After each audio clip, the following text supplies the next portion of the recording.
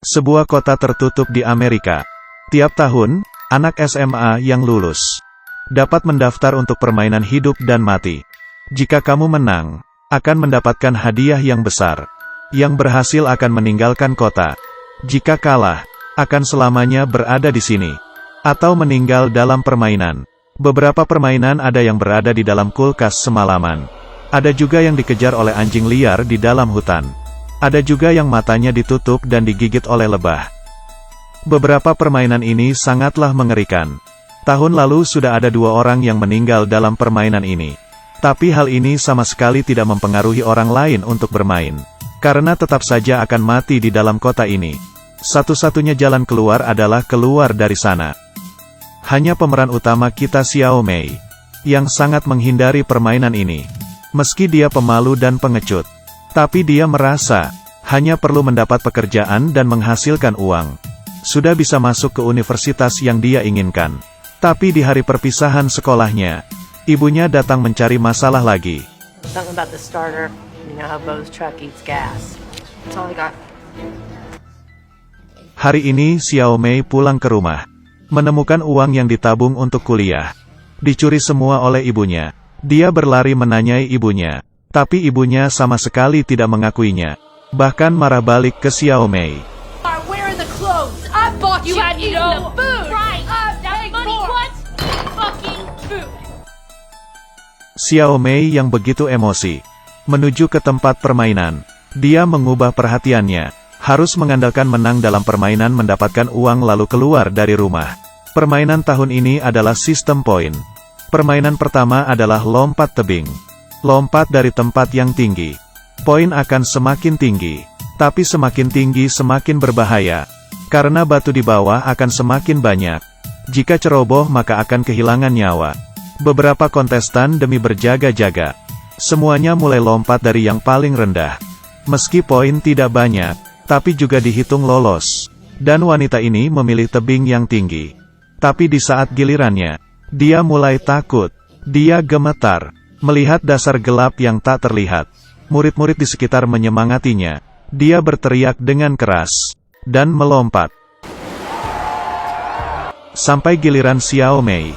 Dia tahu, harus menang dari orang lain. Lalu panjat ke tebing yang paling tinggi. Mendapatkan poin paling tinggi. Di bawah perhatian teman kelas. Dia menenangkan diri lalu melompat ke bawah.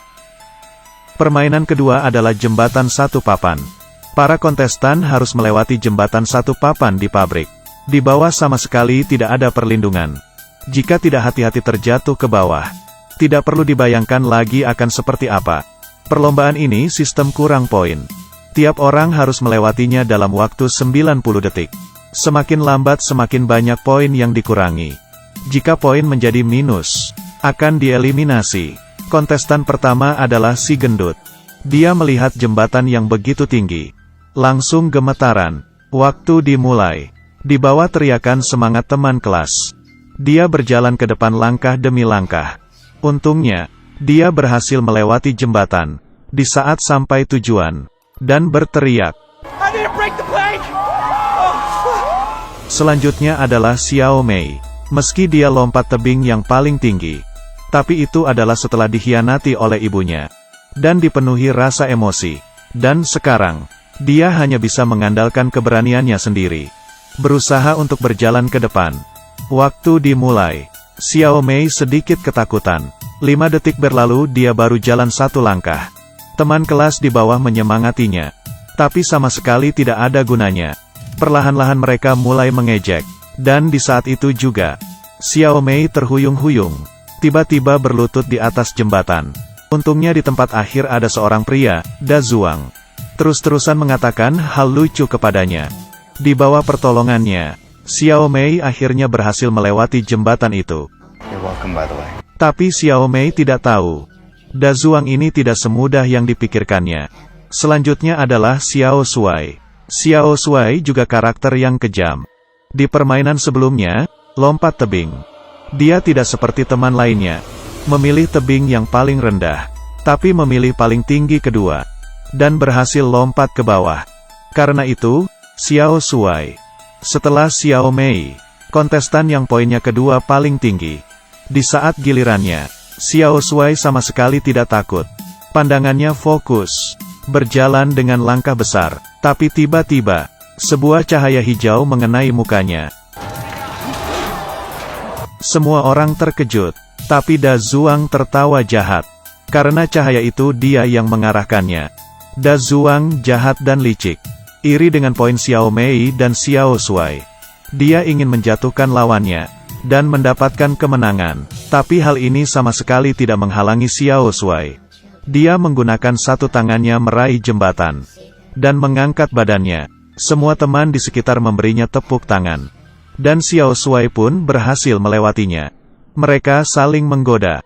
Permainan ini sangat mudah, tapi tak disangka, perlombaan selanjutnya, mereka mungkin saja harus mengorbankan nyawanya. Permainan ketiga adalah petualangan pertanian. Para kontestan harus melewati ladang jagung, dan masuk ke dalam rumah petani. Mencuri barangnya, baru bisa mendapatkan poin.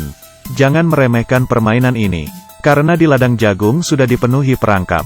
Kalau ceroboh, akan bisa seperti tikus, mendapatkan penderitaan. Xiao Mei, Gui Mi, dan Xiao Shuai berjalan bersama. Tapi terus berjalan, mereka menyadari, sepertinya tidak menemui jalan. Gui Mi mengidekan untuk berpisah. Xiao Mei juga sangat senang, tapi Gui Mi baru saja setengah jalan. Kembali lagi ke samping Xiao Shuai. Mengatakan dirinya takut gelap, ingin berjalan bersama dengannya. Dengan cepat Gui Mi dan Xiao Shuai datang ke rumah petani. Mereka dari awal sudah merencanakan. Gui Mi yang bertugas untuk mengalihkan perhatian si petani, sedangkan Xiao Shuai yang masuk ke dalam rumah. Tapi di saat Xiao Shuai pergi, Gui Mi menyadari di bawah ada tali. Di saat yang bersamaan, dia mendengar ada kontestan lain yang datang, lalu langsung bersembunyi di dalam ladang. Sepertinya si Gui Mi juga bukan hal yang bagus. Dia mengikuti rencana mengalihkan perhatian petani. Petani ini seorang pria tua yang temperamen. Mengetahui ada orang yang masuk, langsung mengeluarkan pistol dan mengarahkannya ke sekitar. Dan di saat itu Xiao Shuai memasuki rumah, dan berhasil mengambil barangnya. Di sisi lain, Xiao Mei yang sendirian, mendengar suara tembakan dari jauh. Mungkin pemeran utama buruk. Dia menyadari sebuah lubang di ladang. Karena penasaran dia memasukinya. Ternyata ini adalah sebuah lantai bawah tanah, dan jalan hingga akhir lorong. Menyadari inilah baru rumah petani yang sesungguhnya. Tapi yang aneh adalah, di dalam rumah petani, menemukan daftar nama para kontestan, dan tertulis poin mereka. Dia dengan cepat memfotonya, lalu mencuri barang yang ada di dalam rumah tersebut. Lalu berhasil keluar. Permainan itu hingga sekarang, Xiao Mei lah yang meraih poin tertinggi yaitu 200 poin. Ranking kedua adalah Xiao Shuai dengan poin 175. Kontestan yang tersisa nilainya 150. Tiba di permainan keempat. Permainannya adalah petualangan rumah hantu. Para kontestan harus masuk bersama-sama ke dalam rumah hantu. Siapa yang bisa duluan menyelesaikan teka-teki, akan mendapatkan nilai bonus sebanyak 50 poin. Xiao Mei dan Gui Mi berjalan bersama. Tapi di tengah permainan, mereka dikunci oleh orang lain di dalam kamar, dan tidak bisa keluar. Yang lebih menakutkan adalah, seorang kontestan ingin menyalakan mesin, tapi mesin itu rusak, dan seluruh rumah terbakar. Semua orang pun keluar dari rumah itu. Hanya tersisa Xiao Mei dan Gui Mi, yang terperangkap di dalam ruang kecil. Di situasi kritis, Xiao Mei mengangkat Gui Mi, membiarkan dia keluar duluan melalui kaca jendela. Karena api terlalu besar, Gui Mi berkata ingin mencari orang lain untuk membantu. Lalu keluar duluan, meninggalkan Xiao Mei yang sendirian, terkurung di dalam ruang. Untungnya, Xiao Mei menggunakan kayu untuk mendobrak pintu, lalu keluar dari rumah itu. Terakhir mendapat bantuan. Ini adalah series terbaru Amerika, Panik. Satu series ada 10 episode. Setiap episode ada satu permainan. Pemenang terakhir, apakah Xiao Shuai yang pemberani? Atau Gui Mi yang tidak tahu terima kasih? Atau pemeran utama si Xiao Mei? Kalau kamu ingin tahu jawabannya, ayo kita lanjutkan bersama-sama.